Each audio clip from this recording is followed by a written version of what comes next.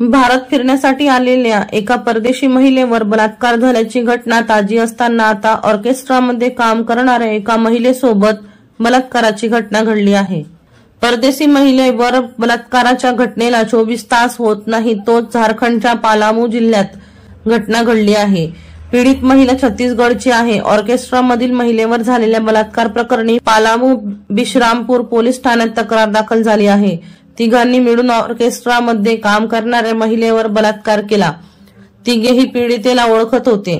पोलिसांनी दोघांना अटक केली असून एक आरोपी अजून फरार आहे।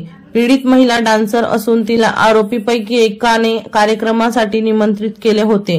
कार्यक्रम रद्द झाला म्हणून पीडित महिला गोलू कुमारच्या रूम मध्ये राहिली। पीडितेने तक्रारीत म्हटलंय की तिला पिण्यासाठी म्हणून सॉफ्ट ड्रिंक दिली, ते पिल्यानंतर ती बेशुद्ध पडली।